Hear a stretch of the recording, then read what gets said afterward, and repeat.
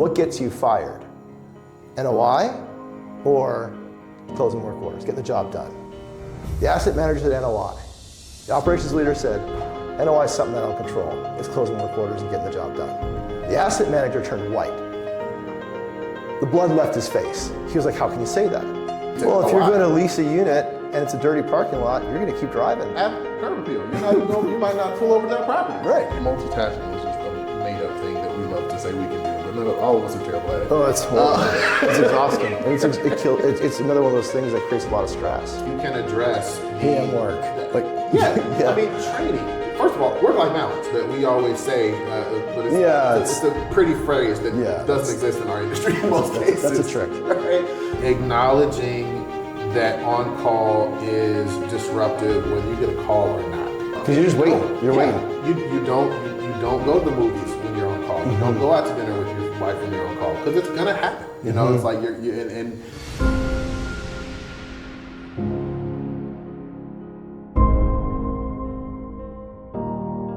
What's interesting to kind of look at some of these field solutions, right, is that given that in the current period, I don't know, again, I'm not too knowledgeable how your ops are, but we see a lot of reactive maintenance, right, as a big proportion of the maintenance stack, of the maintenance work order stack. And so given that, you're kind of always in firefighter mode for any kind of problem. So you kind of tend to try and think of what might happen instead of what's happening or what do I want to happen. It's kind of like, I had this conversation with the guy in the field the other day, and he's like, I don't make it happen, it happens to me. And I feel kind of helpless.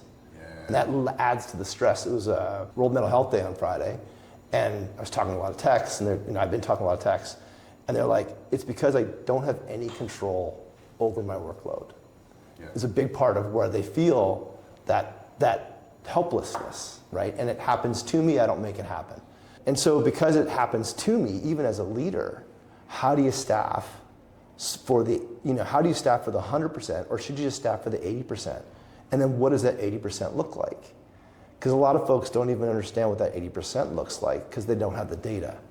So it's kind of, we're in this like circular pattern, right? No, absolutely. Because it's like, I think one of the things that I liked about the industry when I was young in it is that you could kind of, like if you worked hard, you could kind of get on top of everything and not necessarily relax, but you weren't panicking every single day, But it's kind of it can be a double-edged sword because on the other hand, like today's issues could be tomorrow's issues if you don't address them today, right? Yeah, I heard the one the other day.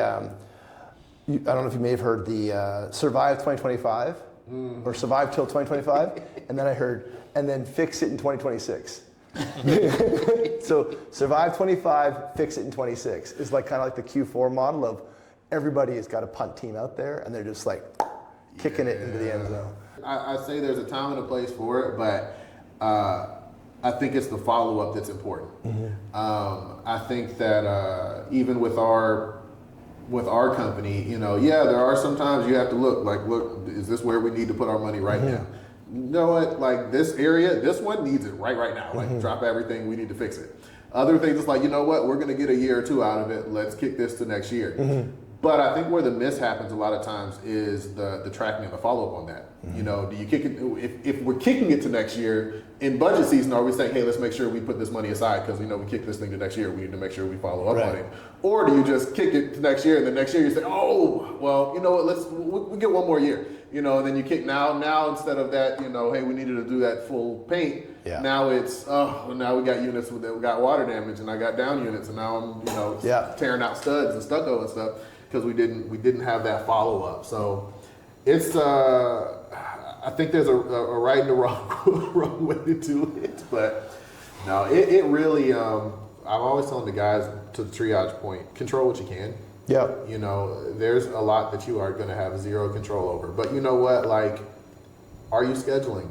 Are you working with your vendors? Are you doing your part of it? Like, if you're always, some of the times when they're behind, it really is outside of their control. But, are you doing everything you can to control what you can? It was funny when I was in roles where I've had larger portfolios. You can learn a lot just when properties are struggling. A lot of times just go work from the office, right? Just see what's happening. And you know what, like, yeah, he is running around all day, every day, But is it because the staff is calling him every 5 minutes and he's getting pulled in 72 different directions? Or is it because, you know what, he waited to schedule that turn until they already moved out. So now he's trying to call a vendor and say, hey, can you send me somebody tomorrow to paint this unit, instead of, you know, scheduling it a month ago when you should have been. And now you weren't keeping up with Entrada or with OneSite or whatever your make-ready board is. So it was available online. So now somebody leased it. So now you're trying to turn the unit in 2 days. And then you, of course, have a ton of work orders to come out of that. So it's like some of it is very much so self-inflicted. Because you're going to have that pipe to bust, and there's nothing you could have done. There's no preventative maintenance. Yeah, and you got to have that's priority number 30-year-old CPVC, and it's going to explode sometimes. So do you find that, so like what you just described was a great example of what happens in the day-to-day, week-to-week, right? Now, even as human beings, like one of the things that we're really bad at, but love to do, is multitask, right? And you just described, and we don't really ever understand the energy that it takes to go from scheduling, planning, coordinating, to doing, tooling, closing, right? And we just described in a day-to-day, there's someone's job is going to be required to do all the coordination, all the scheduling for the turns, et cetera, and then all of the doing of like the turn-in wrenches and plunging toilets and all that kind of stuff. And then doing all the inspecting, and then by the way, you've got on call. And that can often be one person or a team of people doing this kind of similar jobs. How do you see that all breaking out? Like this, first question. Is it something to consider breaking apart, where we got coordination, you've got doing, you've got inspecting, you've got turning, PM programming, all that sort of stuff as being different jobs? Or is it still going to be all kind of like, if it's a team of 5 people, everyone's got a piece of the job? Like what do you think is the right answer? You know what? I don't think there is one. I think that the asset in the company is going to control what makes sense. Because if I've got, for us, we have some assets that we run conventionally with an on-site team and a service manager and a tech. And we have other ones where we have an area service manager and he's got floating technicians and a floating make-ready team. And for different reasons, some of them it was because they were next door to each other. So it didn't really make sense to have 2 completely separate properties if they're around the corner. On others, it was because we had a bunch of smaller assets and we really, none of them could really support a really strong service manager financially. But if I combine them, now I can afford this highly skilled person when I need them. And the other days, I've got a make-ready tech I can send over there, or a groundskeeper I can send over there. So I think that a lot of times the assets and the footprint of the company will really control what makes sense. Outside of that, I think when you do have it combined, multitasking is just a made-up thing that we love to say we can do, but all of us are terrible at it. Oh, it's horrible. It's exhausting. And it's another one of those things that creates a lot of stress, right? It does. And so I think that when it comes to figuring out how to do that, when one person is wearing multiple hats, the organization and kind of figuring out what that structure looks like is important. Unfortunately, knowing how a lot of my maintenance guys do, they're always, I find more of them throwing themselves at the work. Of course. It feels good. Yeah, and that's their comfort place in a lot of cases. A lot of them don't feel comfortable at the computer, so they do, they get the itch when they're sitting down there, but you can't neglect it. You are digging yourself a hole that you were never going to get out of if you're neglecting that admin work, if you're neglecting that management side of things. There's something very, very necessary there when it comes to our service managers, whether they're on-site, in single site or multi-site managers. Someone does have to manage that, and maybe there is a space where AI makes that a lot easier and can kind of there is a level of automation, but I think that there will still need to be of oversight and involvement at every point. In some things it's hard to, as I look at these automations and even just something simple like assigning work orders. Yeah, I can write down skill set and I can say this guy's good at HVAC. You can give him HVAC stuff. And but I was talking to a company the other day about like calls where it might be a 2-person job or a helper job, and it's like, well, all right, like yes, but it's hard for me to automate that because some of the stuff I just can't write down. Like I can't say, hey, don't give this tech Sure. the hold this thing because he's a little older or he has back issues. Like I can't write that down in his tech profile. Meanwhile, like I said, when I was with Sears, it was very much so. I was in my 20s, and it was anytime there was a pick something heavy up or hold this thing. Yeah, light rail. Hey, light duty. send the grunt, send Joel to go help out. So I think that there's a lot to consider with that. So I think that there always will be some level of oversight. Sure. But I don't know. I think it would be hard to. I've seen very large assets split it up where you would have like a turn manager, sure. And then your service manager. But I think that those assets that would make that make sense are kind of few and far between. You just brought up a good comment there that not a lot of people are talking about. Is like obviously there's a talent problem, right? That's kind of like a very, very hot conversation. Adrian talks about it all the time. We're trying to solve that problem with people and technology and everything.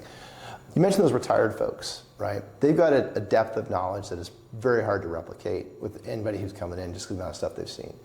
What ideas do you have in terms of how can we keep them in the workforce longer, recognizing that ladders and lifting are kind of like, those are just not practical. Anyway, I don't get on ladders anymore. I've got 2 broken legs from ladders, so I don't get on ladders at all, right? So like, how do you prevent people, how do you keep people in the pool doing the things that are important to be done without ladders and lifting? Like how can they be, is there a 40-hour job out there?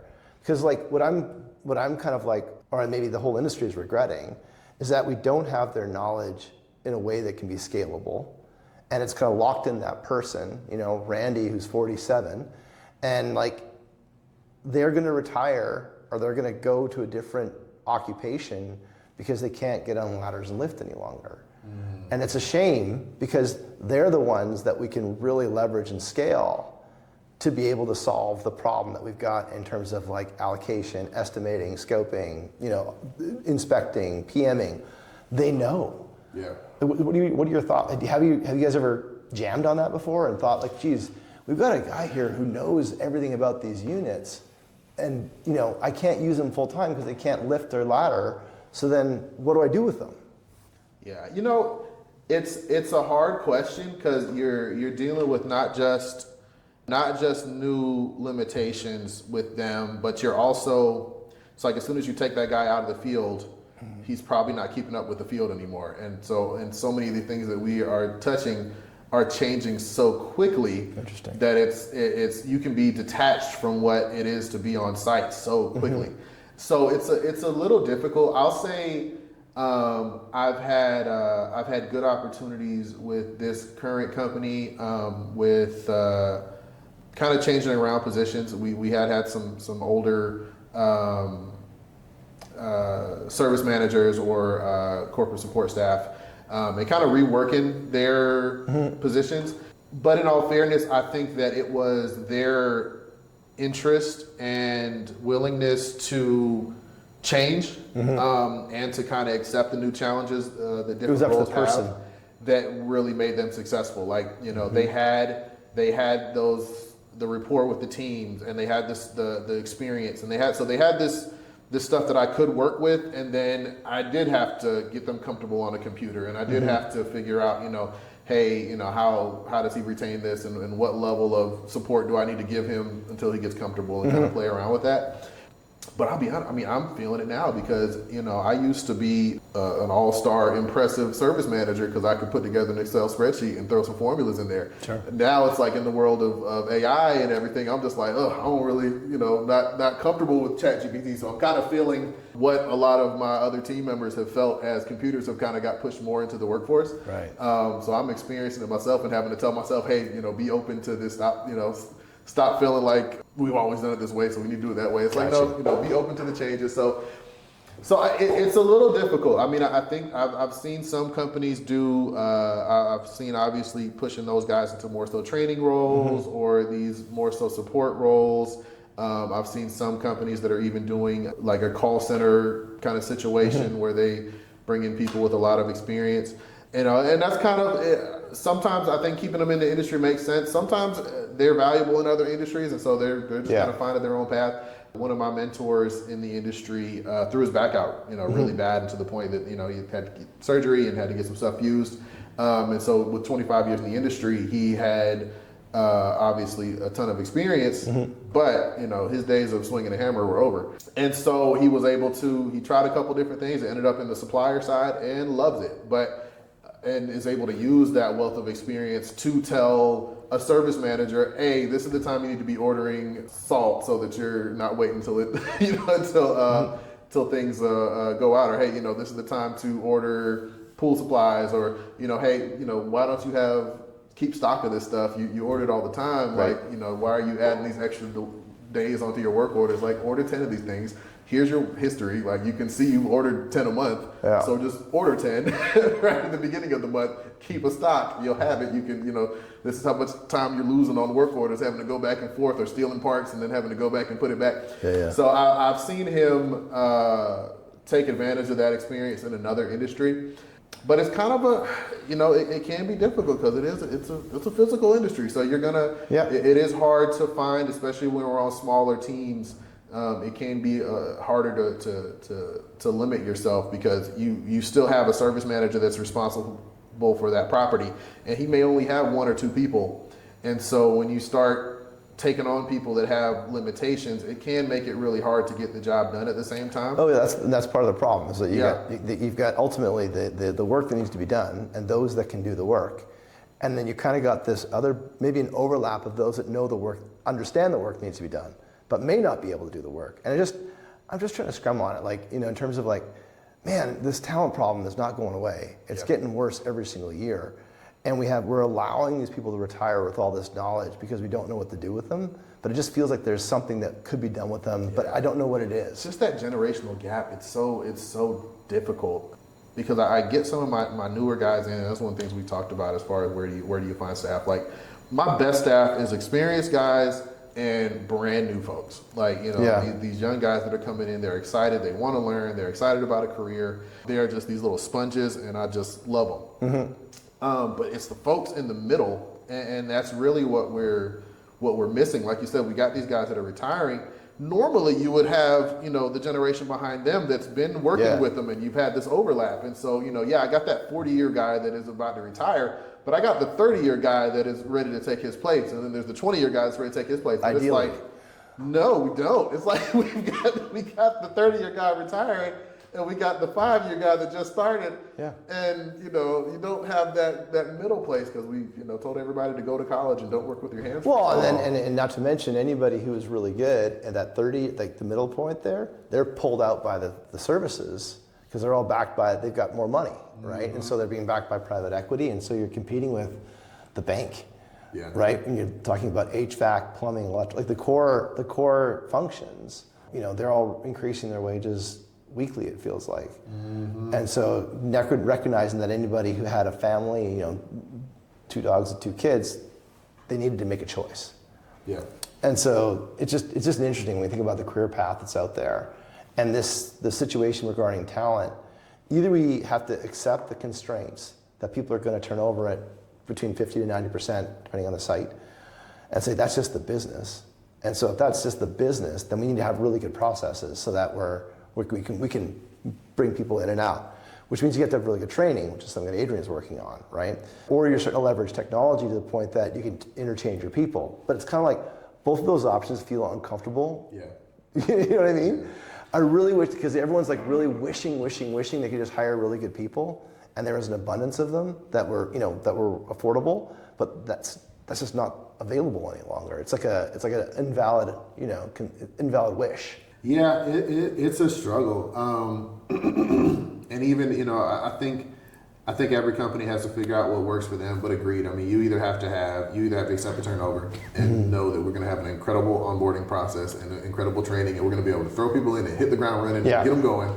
Or you institutionalize everything so that you can kind of plug and play, and you don't need a huge skill set from folks. And some of the other companies, especially the ones that onboard and offboard properties quickly, very much so. You can see that they've kind of set things up that way. They come in day one, the company's coming in to slap the new sign on, and here's your list of emergency contacts, and here's your vendor list. And, right. So you can almost plug and play with anybody because of how they're structured. But it is, it's a struggle, especially in those middle spots. You cannot find good techs. Mm-hmm. It is such a struggle. You either have to build them or steal them. Churn through a ton to try and steal them.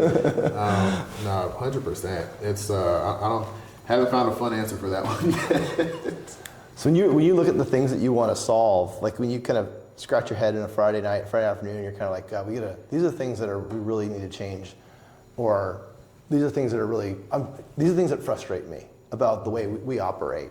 What kind of problems those look like and feel like? Is it like, given the persistence, like, the work order is never going to stop. The turns are never going to stop. Okay, those are kind of assumptions. Plus, you've got all your kind of daily maintenance and weekly maintenance. You're lucky you don't have snowfall here, so you don't have to worry about snow removal. Yeah, hell yeah. You just do ice storms. So if you don't have those things, that's kind of the workload. What part of the workload do you kind of stand back and go, man, I really wish we could solve this one problem? Or I've been trying to solve this problem and I can't solve it. That's probably even better put. I'll say one of the things that I hate to see right now, and I want to say that I heard it touched on one of y'all's podcasts, was kind of the lack of the reinvestment, where I think that we do, the centralized thing is great, and there's really good reasons to do it. Mm-hmm. But more often than not, it turns into the money grab, and they're just like, oh, well, if we combine all these things, we can cut the person and save that salary. And it's like, really, we're not doing anyone a benefit to that. For you to do this centralized teams or even, tighten up your staff on sites, you're taking away from something. So is it worth it? It really, I hate to see when they structure it that way. Now, on the flip side, we do some centralized stuff, but in our cases where we've centralized, we didn't take away any bodies, because that wasn't our goal. Our goal was to make sure that even our small assets got the same level of support as our big assets, that I could hire a really knowledgeable. So the 75 unit property can have the same sort of structure as a 150 unit property. Literally. So one of our assets is in I think it's 57, but it's historic. So it is, they're high-end lofts, and sometimes I just need a groundskeeper over there picking up grounds. And other times, I need a very seasoned service manager that's willing to deal with the troubles of a 100-year-old building. Right. So, with it being that unit count, I can't afford, $40 for a service manager over there. However, the residents that are paying $4,000 don't care, because all they know is they're paying for this one unit, right? And they expect what comes with it. It was right on the belt line, and there's expectations that come with it. So, our goal with that really was that, and then also what I am really trying to take advantage of now, and I'm really excited because I think we have the team over there to do it now, is that you do have this variety as well. Because when I look back on my career, I had the times where I learned the most was when I floated. And I worked for a couple different companies where they were kind of structured to really support those smaller things. You might have 8 rental homes, or you might have 3 duplexes, and we would manage it for you. Right. So you were at a different property dealing with a completely different thing throughout the day, every day.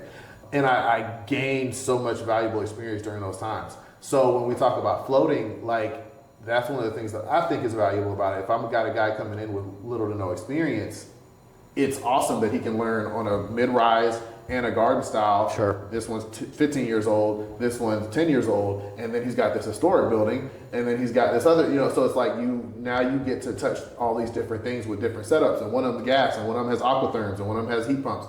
So that's where I see that value, but then you lose all that when you're just trying to save the money, because now you cut out the other person. So now, that service manager can't spend the time with the guys that he needs to, because he's too busy being a tech, being a lead tech. And so he's bouncing around. Again, now the admin stuff starts to get bogged down, because he's having to throw himself as the star tech at everything. So as we centralize, I think the value is in efficiency. I think the value is in more opportunities for experience and training. I think the value is in getting that universal support level of support for assets. So I hate when it just turns into a money grab. This episode is brought to you by AppWork, the maintenance platform built by operators for operators. If your work order system is slowing you down, it's time for a change. AppWork helps you streamline operations, boost tech efficiency, and track everything in real time. Smarter tools, better results. Check them out at appworkco.com. And to translate the money grab thing, this is kind of how I hear you. It's like, we're at 120% right now, and if we centralize, we might be able to get to 90%. People can get their head above water. Let's say we're at 120% with 4 people, right? And now if I centralize, I can go to 100. I can get to 90%. Let's say utilization or realization with my people. Don't cut me down to 3 people now. We're just getting our head above water, right? Is that how you're kind of expressing it? Because now that we're at that 90%, you can address the PM work. Yeah. I mean, training. First of all, work-life balance that we always say, but it's a pretty phrase that doesn't exist in our industry in most cases. That's a trick, right? Because again, that on-call doesn't go away, But by getting us down to a manageable space, now I can worry about training. Mm-hmm. Now I can spend time on asset preservation. Now I can spend the time on the administrative work that these guys need to understand and learn. Now I can spend time on really turning these guys into leaders and worrying about the leadership portion of the job. Or even financials. I have been in multiple rooms with service managers and set NOI, and no one knows what it is. Yeah. And it's crazy. And some of them have been at companies where they bonus off of NOI. Right. So it's like you have been here for several years, should have a full understanding on what NOI is and how it affects the industry and how it affects, your business. And they don't, because no one's ever taught it to them. But at the same time, if they're running around doing work orders all day, every day, and never have time to breathe, they don't have time to learn that side. Yeah, like you're redlining. Right? You're running on a red line, and it's impossible to get any sort of rejuvenation. Run until they burn out. Yeah. And so I hate to see that. So I think there are some really cool opportunities when it comes to that. Yeah. When it comes to centralization, and I hope that we adopt it the right way, or even with this technology, kind of the same thought as anything that we're doing to increase our efficiency and to free up time and to make it easier. I really hope that extra time gets invested wisely instead of just turning into trying to eliminate bodies. Interesting perspective, and I haven't heard it put that way before. It makes sense, right? Do you find that the centralization conversation has been rocky, right, over the last couple of years? It seems to me the successes have been kept quiet. They actually don't want anyone to know that it's working so well because they don't want it to kind of get disturbed. But then the ones that, there's been some pretty big pullbacks from it. And you mentioned the point of centralization is to, have efficiencies, relieve the admin, let the people in the field do the field work, and let the people in the office work kind of thing. But there's a lot of people who are, who are against centralization. So rather than being kind of like all for it, in your mind, if you could play the devil's advocate into against centralization, what would be a counter to say, it's actually, because I have the opinion that it's not for every building, right? Absolutely. So in your mind, when is it good? When does it work well? And when should it be reconsidered? Mm-hmm. I think that's the way that we actually approach it as a company personally. Mm-hmm. We do, we have centralized properties, we have conventional properties. Gotcha. Because it doesn't work well everywhere. When you have just kind of a standardized mid-rise or a standardized garden style and you that 200, 300 count, oftentimes you can get a pretty functional team. When you ask about the struggles of it, you have to have a very strong manager. Mm-hmm. And he is kind of hard to find. We have struggled on some teams because you have to have a full team of people that are reliable and honest and are willing to work on their own, because they will have a lot of time without direct supervision. It can get very complicated when you're dealing with multiple property managers. You have to be able to... And multiple owners. Correct. Yeah, third party is first. This is the first one that it is so difficult with third party. The hurdles of that, I don't think, and more often than not, are worth it. I think that it definitely works better in an owner operator situation, because then if it doesn't work, if it is struggling, whether you got the wrong people in place or special things going on, the assets, whatever the case may be, all of the assets are suffering. So, whereas if you might have one asset that's struggling and you've got 2 or 3 that are doing really great, they kind of help to pull that one up. If you're centralized, they're going to pull everyone else down. So there's definitely a place that it works and a place that it doesn't. So again, we kind of explored it, and I think that there's always there's a learning curve to it for sure. In areas that we figured out. We had some of the wrong people in place, and we had some technicians that had done very well with structure, with the service manager that was assigning them stuff, all day, every day. And then we put them over on a site where they spent a lot of time by themselves, and they struggled. Someone had to go tell them, hey, go do the dog stations, go do this. Like if they weren't getting direction, they just didn't have that self-starting in them. And then we moved them back onto conventional, and they've done great. It's not for everybody. And so I think you need the right leadership, you need the right team members in place. And again, across the board, because the same standpoint, community directors and leasing staff are used to being able to reach out to someone directly. So the idea of these people don't report to you, and 2, you might not know who's on your property at any given time, is a very uncomfortable thing that it takes the right people to be able to to accept and figure out what that flow looks like. Like, it's crucial that it goes through the service manager, the area service manager, because if it doesn't, you see a tech and you say, hey, go do this, but you don't know that that he's got a lot of important stuff to do, and there's another tech that really has a pretty light workload, but he's just at another property, he can come over. But that area service manager does, so. But centralization is supposed to solve that, right? Like it's supposed to. And that's the thought, which is the goal. But again, if the CD is used to just reaching directly out to a tech, they're gonna grab the guy they see. So, but again, they don't see the big picture, and so it can be difficult. And just like every property, anytime you're doing a multi-site situation, each property has its own needs. Each CD is going to have their own expectations. So it is, you constantly have to keep people on the same page. And as you have turnover, you got to get them back on the same page. And again, most of this is not a common structure still, especially from a maintenance standpoint. We've seen a lot of like the ACD level where that is centralized in many companies, but most CDs are still used to a conventional structure. So it does take a good bit to get that buy-in, but only if it's worth it. I think that what's interesting about all these conversations, we're talking about solutions. Centralization is a solution to a problem. It's not actually. You don't do centralization for centralization's sake.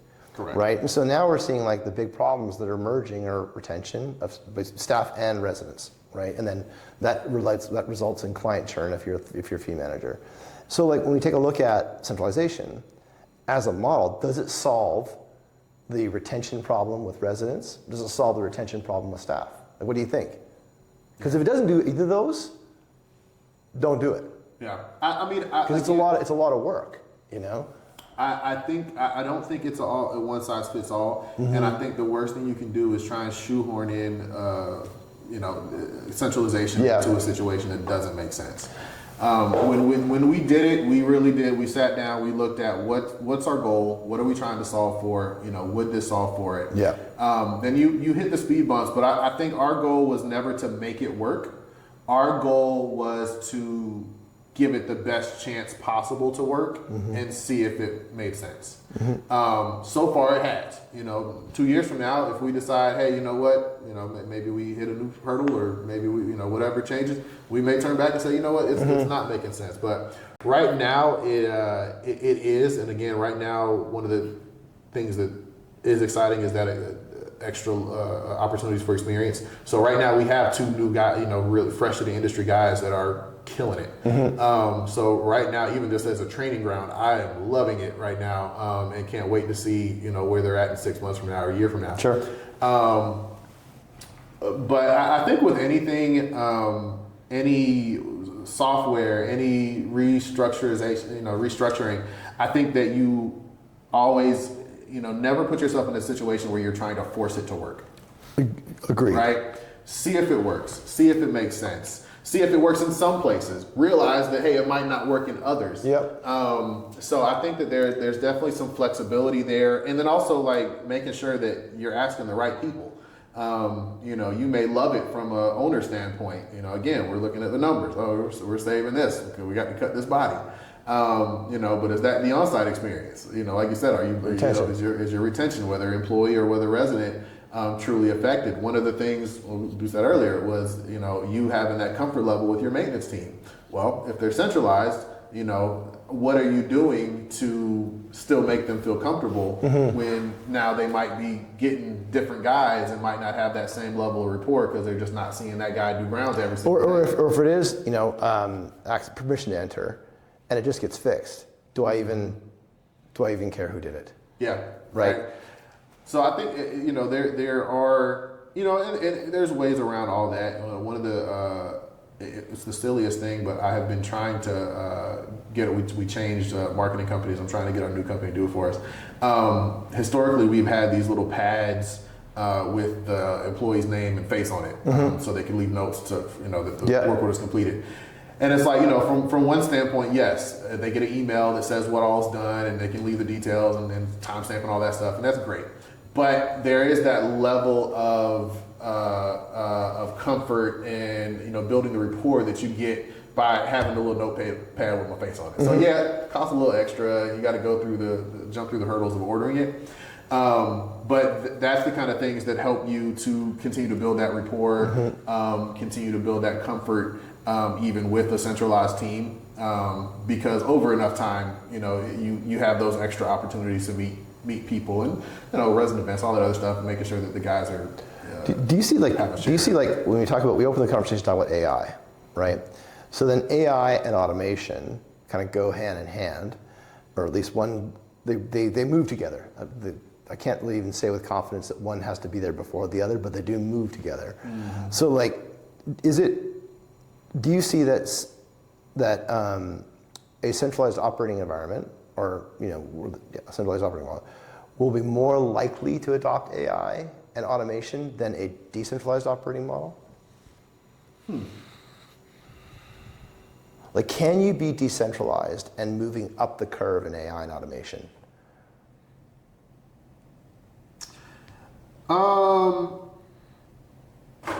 Interesting. I think a lot of the stuff does lean more towards centralized structures. Even some stuff, as I've been looking at different programs, like a live tracking map. And they're like, it'll take into account where everybody is when they're giving them work orders.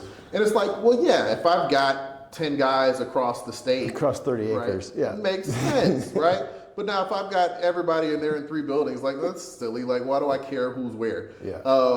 So I think that in a lot of ways, some of the current offerings are very tied into centralization and make more sense in that structure.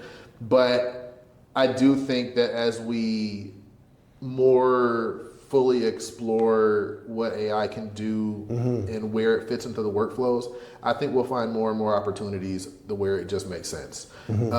So I think that when we really find those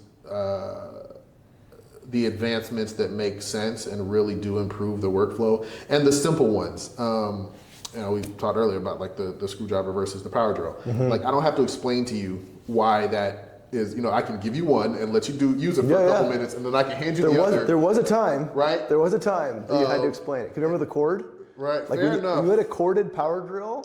Fair enough. And you had to chuck it. Yeah. That was a real pain in the ass, especially if you had one chuck. Yeah. But I tell you what, I also very much so remember when I was floating for work, and one time I was drilling out a door. I was replacing a solid core door, and was drilling it out, and my drill died. And I was like this close to being done with it. So I'm just like, I am not leaving here without doing this. So I grab a screwdriver and then spend the next like 30 minutes, just chugging away at the thing until I can get, and I was like, never want to do that again. So I think that those things, there's always change. We don't like change, right? Like, so there's always going to be pushback. There's always going to be things that feel uncomfortable and they're not what you're used to. But I think a lot of those things, it should, the more natural of a transition you can make it feel, I think the better it's going to be. And again, if it's, one of the things I hate just as a person that uses a lot of technology, I hate a bad app. I hate a bad app. Yeah. Like, if it doesn't work smoothly, if it doesn't give me the abilities that I need it to have, you know, I'm quick to go back and just do the website on my phone before I'll use a poor app. When it's like it's an app just to be an app. So I think kind of in the same way, sometimes you pick stuff up and it just feels good and it's smooth and it's easy. It's and built so, for humans. Absolutely. And so from a workflow standpoint, I think that there will definitely be uses of AI that whether you're centralized or whether you're conventional, I think that are going to feel good when you pick them up. I wouldn't be surprised if we landed a spot where it's like 80% of properties have 20% centralization and 20% of properties have 80% centralization, to your point. Yeah. Because there's going to be centralization that just works for certain things and doesn't work for others. And I think that's ultimately where we're going to end up landing. And you know, because it's just not going to be, if you're in a $10,000 a month luxury property, like that, you're competing on service.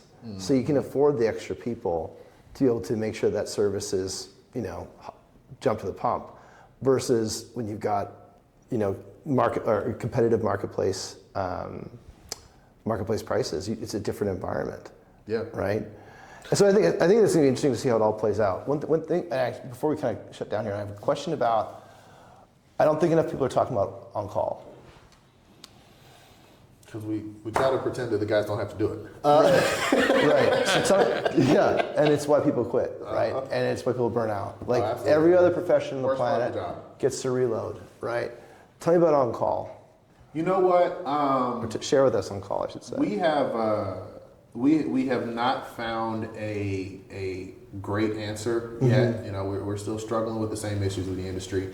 I'll say two of the things that or a couple of things that we do to really try and minimize that.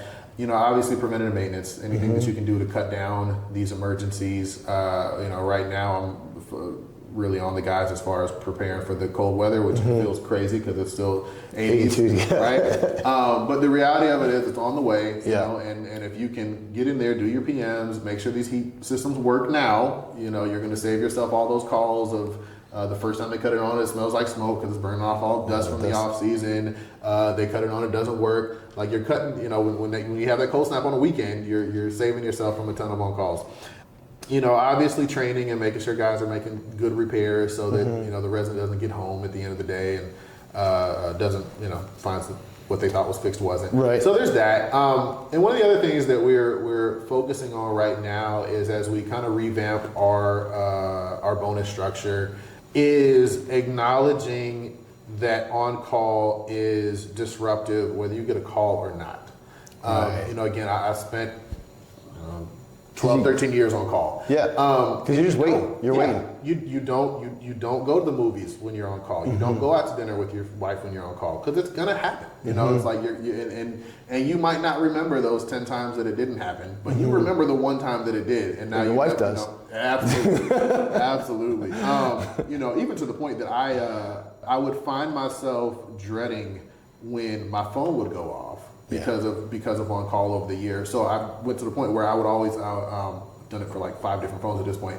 I would always make a particular ringtone for on call, and that was the only way. Because otherwise, like I would just get this dreaded feeling every time my phone would ring, which obviously is not. I would imagine if you're on call, your blood pressure is a little bit higher that weekend. I'm sure. I'm sure. So one of the things, even just from a compensation standpoint, we have are trying to rework some things so that we can compensate them just for being on call. Again, you know, it doesn't take away the uncomfortableness of it, but at least you know that you're getting some sort of compensation for it either way. We do shared call across several of our assets, so we can spread that out a little bit more. We only have I think 1 or 2 some of our larger ones. But you know, because a lot of times on your smaller assets, you might have one guy on call all the time. Or you might have 2 guys and they rotate back and forth. And so again, you just don't get that break that you really need. You're operating in that stressed situation more often. So on most of our assets, we'll share it so that you get at least 4 or 5 guys in the rotation. So that you do have a nice big break between it. There's some, and as simple as that is, I mean, there are some things that you have to do to make that successful. You know, obviously you have to make sure the guys are doing enough cross training so that they can respond to an emergency at a different property. From an access standpoint, do you have keys? Do you know where shutoffs are? Do you have emergency shutoff maps so that all these guys are familiar with it, not just the guys that live on these sites? You know, you have to have the system that can support it to make sure you're calling people, you know, in the rotation of different properties. So there's some hurdles, but at the end of the day, it means that they get to go, you know, longer amounts of time so that they get those breaks. Do you ever talk to your friends that are in different industries that have like a 24-hour service? Like, what do they do? Like, what do fire folks do? What do cops do? Like, they have a 24-hour service, you know, a 24/7 service commitment. What do they do? Like, is there any sort of ideas from those different models? Like, you know what? I haven't found a good one, to be honest. I think that what's funny is with a lot of those other industries, there's a lot more understanding and acceptance when it comes to delays. You know, if you call an HVAC company out in the middle of the night, more often than not, you're gonna know that you're not gonna get somebody until the next day. Yeah. Or sometimes, you know, you might call them Friday afternoon and they might tell you quick, you know, we'll be out there Monday morning. Yeah. And we accept it. You know, but there's a different level of expectation, you know, almost like the fire department. We know that like the fire department runs completely different, you know, with their rotations and their days off. It's a rotation versus an on-call. Right. So it's it can be a very different structure. So I haven't really seen one that mirrors our expectations and the circumstances to really be able to benefit from it. I know prior to me coming here, they did explore some kind of split shifts. And you know, oftentimes you'll have companies that'll do like a 9 to 6 on call or 10 to 7 or something. But I haven't really found like anything that I've walked away with and said, "Ooh, that's incredible. Like I see that has just worked so wonderfully. We want to replicate that everywhere I go." You know, it's kind of been a mixed bag, and sometimes it works, and sometimes that guy is just twiddling his thumbs from 5 to 7. Yeah. And now you are one less guy in the mornings for grounds when you really need them, so they struggle with property presentation. And Sure. you know, we tried an on-call guy, so he was just on call for the portfolio prior to me coming here, and that didn't pan out well because it was just a terrible situation for him. Kind of what it sounded like. So it sounded great until you have multiple emergencies in different places and he can't get to everything. And so it's a struggle. It is a struggle, and I haven't seen any company really figure it out to you know, again, it might work for them, but I don't, as far as like an industry-wide thing, I haven't seen an answer yet. I mean, everyone is talking about maintenance and retention, right? Do you guys start your meetings talking about, what is it, and we talked about financial literacy earlier in the call here, chat here today. Where does that sit in the kind of like the agenda of your weekly stand-up with your team or whatever, in terms of retention and how, I think there's an opportunity. So what I'm reading is that, you know, everyone is well aware finally that maintenance equals retention, right? Do one well, you will do well in the other. Do one poorly, you will do poorly in the other. And it's like, they are wed, right? How is that relayed back to your team members? So did they understand, prioritize, connect the dots? Do they understand the financial implications of retention, the cost of a churned resident? Like, is that sort of something that's part of a priority conversation, or is that something that's kind of like other people's problem and I just do mine? It's a mixed bag. I think that we do want them to understand the big picture. And so I think we have spent a lot more time on talking through that and helping you to understand, and even just helping, you know, not just from maintenance, but from community directors and everybody, you know, thinking through it. Like, you know, hey, yes, this person said they're going to leave if they don't get this upgrade. But it's like, all right, well, you know, where the market is right now, like that's actually okay. Like, we'll like for what. So just kind of thinking through that big picture in that process. So I think that definitely we want them to understand, and I think at every level you need to understand. I think as a groundskeeper, you need to understand what role you play in retention. What, you know, this is these people's home, you know, and this is what they drive into every single day. So you doing what you do to keep the hallways clean and the trash picked up and the trash chute clean and, you know, stuff smelling good. Like it plays a role in these people's experience. So we really have put a lot of emphasis on what the experience is for our residents. And so I think from a individual standpoint, we want them to understand what role they play in that experience. However, I think they do need to really understand that individual part, and we reward and compensate them on that individual part as well. What I try and stay away from is like one of the things we're like I said, we're restructuring our bonus platform right now because historically it's been, You're reading my mind, so I appreciate that. It's been NOI based historically. Yeah. And yes, everything that we do, it is a business, and ultimately it ties back into NOI and if we're profitable. However, like you could do everything you should have done and still not be successful on NOI because of other factors. And so I want to make sure that we are rewarding, bonusing really should be rewarding the actions that we want to encourage, and the circle behaviors, of control, circle of influence, yeah. So, so I'm looking more so at the completion rates and how quickly their turns are, and even helping them to understand expenses. But then it's like if I'm going to bonus you on expenses, now I need to train you on expenses, and I need to cover this with you and coach you and help you understand how do you control this. So when you're not calling in that vendor, you know why, or when you're calling in that vendor, you know why. So. It's a bit of a mixed bag. We on one hand, we do want them to see that big picture and the ability to take a step back and see it, and understand the reason, why we make some of the decisions we're making. But on the other hand, when it comes to us training and coaching and encouraging, I also want to make sure that we are really, focused on doing a great job as a tech, focused on doing a great job as a service manager. Don't lose sight of what role you play in that big picture. And then, again, rewarding them based on that. Yeah. So I think that's kind of, as we're revamping everything, a lot of the stuff has kind of has come together. And that bonus one is one of the last ones that bonus and training is kind of two of the things we're working on. And I want to make sure they're hand in hand. Like I want to train you towards what I want you to do. And then I want to be able to easily see, easy to measure metrics. And then be able to reward you on those same metrics. Like I don't want to train you to do things this way, but then I track these other statistics and then I bonus you based off a completely different thing.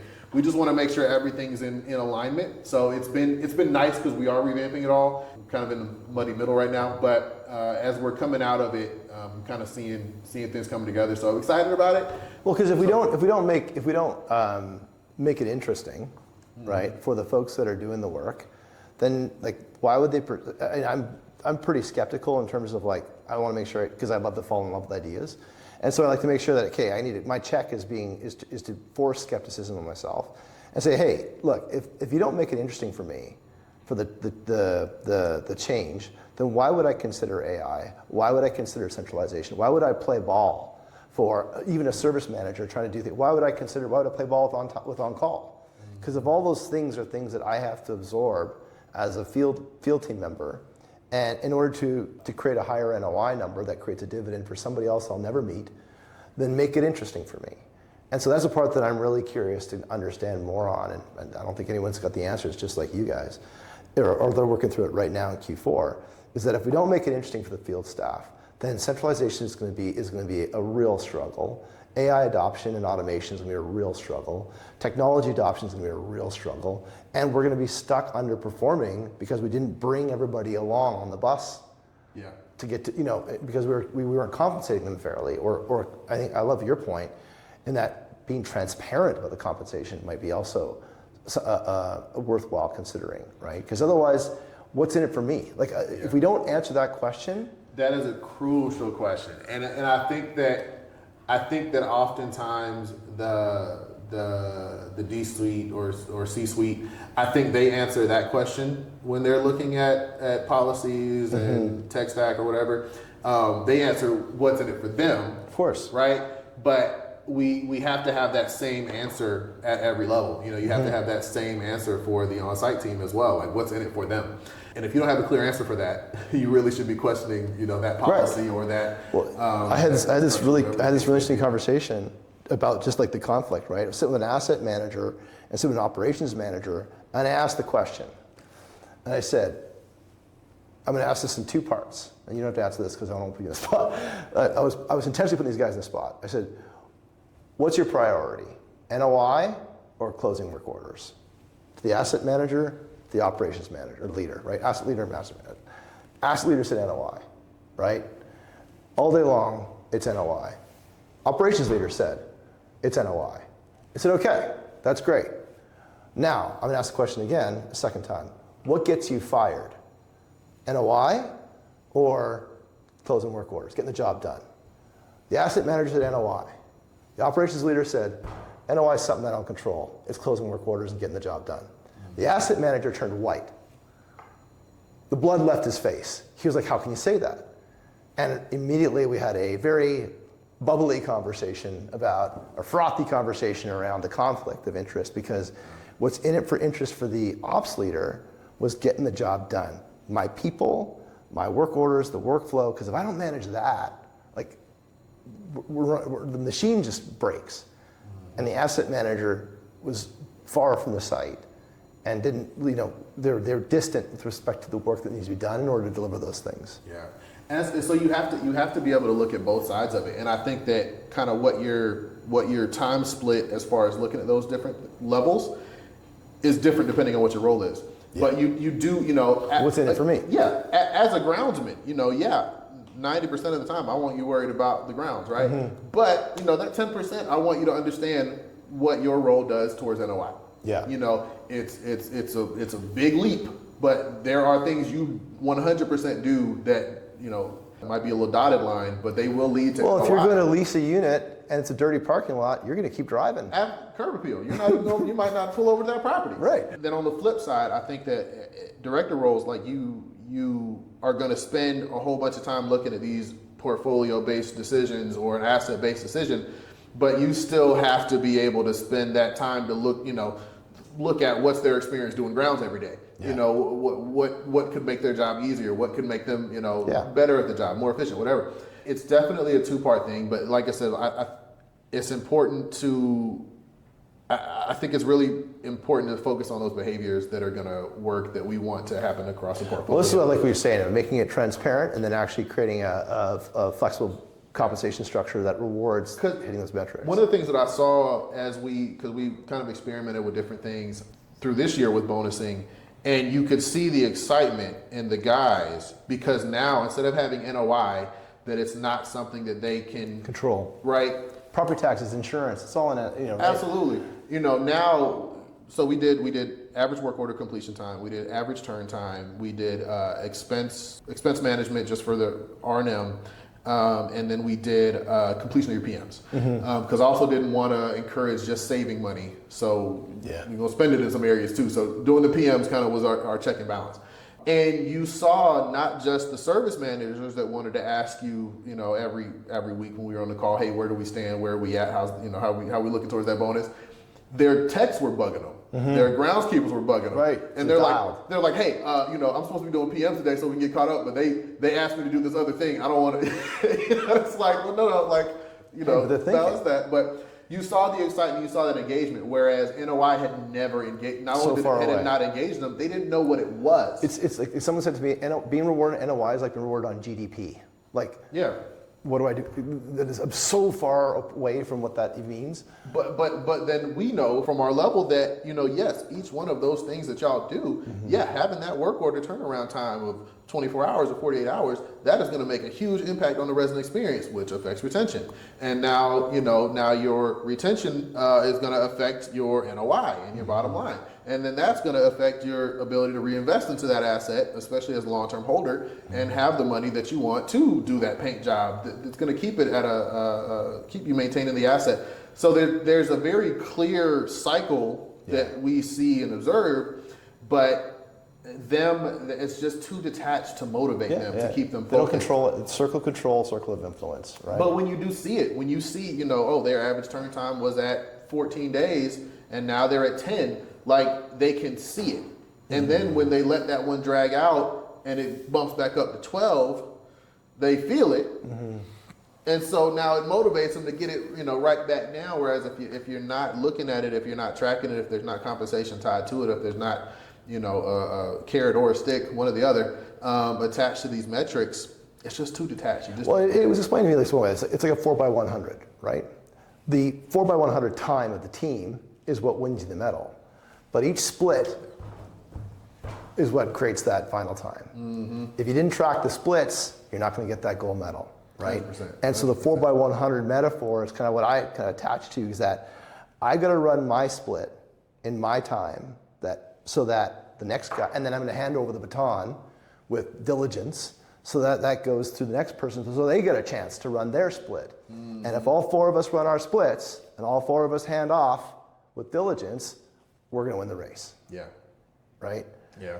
And you know, it works both ways, because not only if you're tracking those individual times, not only do you notice that, you know, you'll still notice that total time, but you're also going to notice, hey, maybe our total time was good, but it's because this person is being incredible on their leg. That's right. And this person is not really carrying their weight. That's right. So we could be putting, you know, world record pace if everybody was holding. It gives you room for coaching. It gives you a chance to coach. Absolutely, because I think sometimes, you know, and I think many of us saw it over the last couple of years, where rents were going through the roof. It's like, yeah, there was a lot of inefficiencies, but it didn't matter because rents were going up and we were making money. You know, you couldn't help yourself but be profitable for a little bit. Yeah. So when we were only looking at NOI, it was great.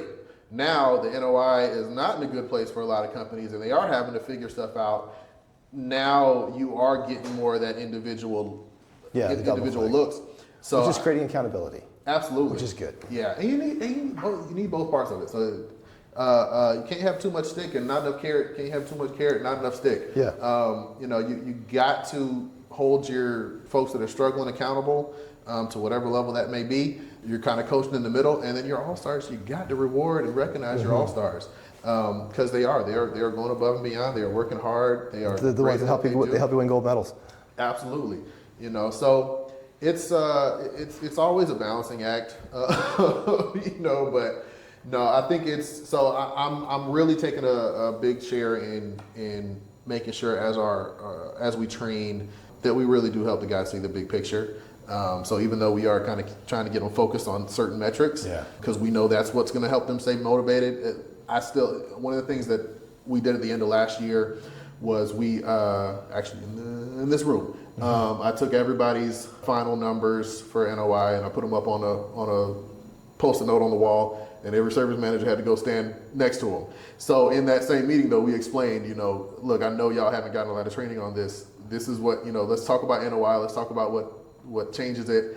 And I'm very excited this year to hopefully have them stand next to some better numbers. Yeah. So they can see, you know, what these individual efforts that we focused on through the year, how that came together. And maybe we don't talk, if we look at it, and I do have crazy stuff in there from taxes or whatever, maybe we don't talk about NOI. Maybe we talk about expense management this year. Yeah. I actually wrote down both numbers. So I did NOI and then I did R&M expenses, which were also through the roof last year. So I'm looking forward to that kind of this probably a month or two from now, so we can kind of look at some of those numbers. But you got to look at both. You got to look at the big picture. You got to look at that finite stuff as well. Oh yeah, that brings everybody together.